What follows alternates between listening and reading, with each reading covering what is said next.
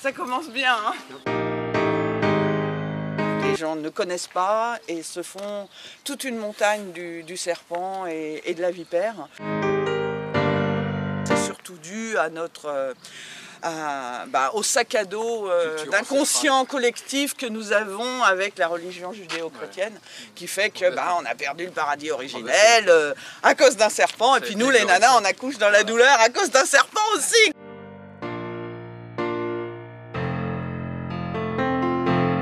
On a pas mal d'espèces de reptiles en France, dont 12 sont des serpents. Donc en Île-de-France, on a comme lézard l'orvet qui est un lézard sans pattes, le lézard de muraille, là, le lézard vert, donc le lézard des souches, et on a le lézard vivipare.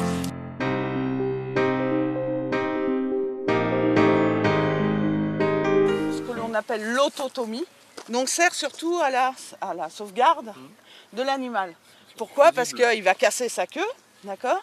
Et la queue, elle bouge dans tous les sens. Du coup, le prédateur, il est attiré par le bout de queue qui bouge dans tous les sens. Et pendant ce temps-là, il y a le restant de l'animal qui peut s'échapper. Parce que c'est lui qui coupe sa propre queue. C'est lui qui coupe sa propre queue. Il y a différents endroits qui sont des zones de cassure.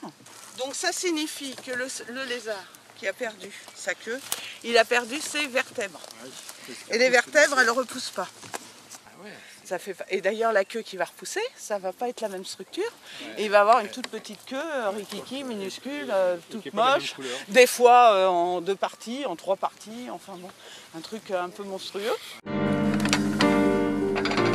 Bon ben voilà, entrée. L'animal que je vois le plus souvent, c'est la vipère.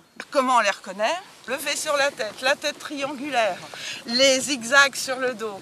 Tout ça, ce ne sont pas des critères d'identification.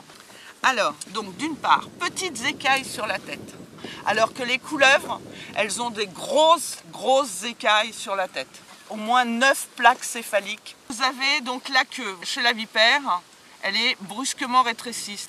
De plus, la pupille de la vipère, elle est verticale. Et entre l'œil et la bouche, il y a plusieurs rangées d'écailles, 2 voire 3 rangées d'écailles en fonction des espèces.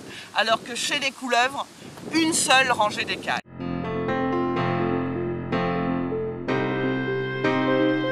La plupart des morsures sont des morsures blanches, des morsures sèches, c'est-à-dire que le serpent vous a mordu et ne vous a rien injecté du tout. Chose qui est très importante, c'est que le venin, ça ne sert pas à la défense de l'animal.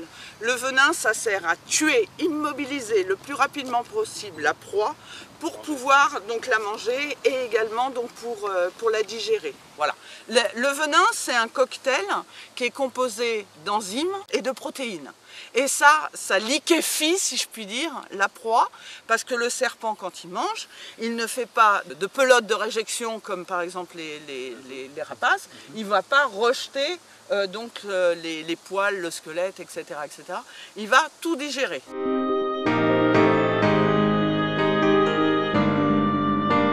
Au niveau du crâne, chez les serpents, les os du crâne sont mobiles. Les deux mâchoires, elles ne sont pas soudées. Sa mâchoire inférieure, elle est en 2 parties. Et les 2 parties sont reliées notamment par un tendon, donc quelque chose d'élastique. Ça signifie que quand l'animal va manger, il va ouvrir une gueule phénoménale. Il va généralement commencer par manger sa proie en commençant par la tête, d'accord, pour que le squelette de la proie soit dans le bon sens, c'est plus facile à avaler. Et après, avec donc ces mâchoires donc inférieures, il va faire un mouvement comme ça de va-et-vient, ses dents incurvées vers l'arrière, vont pousser donc la proie donc au fond de la gorge. Après, c'est pas fini. La peau est complètement élastique et le serpent, c'est un vertébré, donc son corps est composé à la fois de vertèbres, mais également donc de côtes. Et les côtes, hop, elles bougent.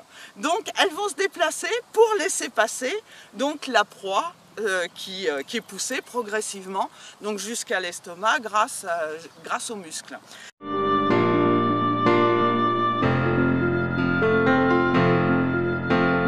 La langue, elle est bifide, elle est en 2 parties. Donc sur chaque bout de la langue, il y a comme une coupelle. À chaque fois qu'elle va sortir sa langue, et ben le petit beau qui se trouve donc côté mulot va se remplir davantage des odeurs donc du mulot. Elle va ramener sa langue dans son palais.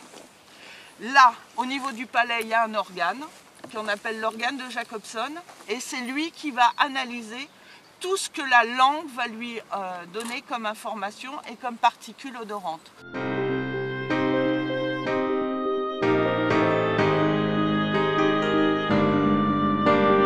Les vipères, elles sont vivipares, c'est-à-dire que dans le ventre, elles ont donc des œufs. Les œufs sont couvés dans le ventre, d'accord. Et au moment donc de la mise bas, donc fin septembre pour notre région, et ben l'animal redresse la queue et hop, elle met bas donc un petit vipéro qui est complètement formé, qui a déjà du venin et qui peut mener sa propre vie, voilà. C'est à peu près 10-12 cm.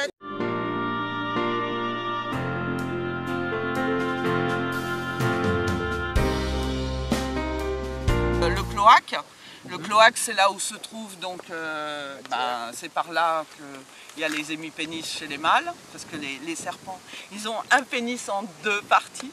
D'accord. Eh ouais, mais ils en utilisent qu'un, hein. Je suis désolée de vous décevoir. Généralement, il va utiliser le pénis le plus près de la fente cloacale de la femelle. Comme il n'a pas de bras pour la maintenir, etc., voilà.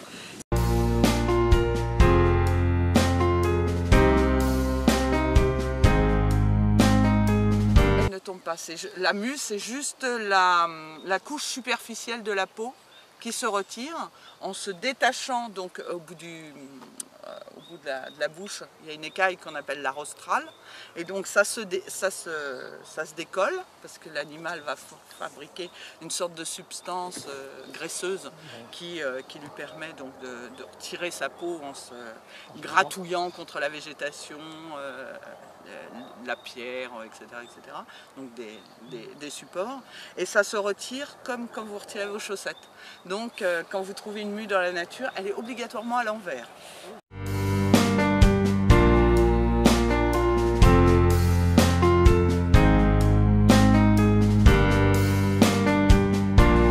Donc mon travail au muséum, j'ai plusieurs casquettes.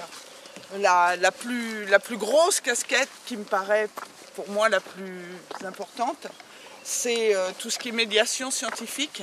C'est-à-dire que je pars du principe que si on veut vraiment protéger les animaux, et notamment des animaux aussi mal aimés que les reptiles, eh ben, il faut passer par le changement des mentalités. Et ce changement des mentalités ne peut se faire que par la diffusion des connaissances et par montrer aussi au public et aux gens qu'il y a des gens qui les aiment et que ce ne sont pas des animaux aussi dangereux qu'on pourrait le croire.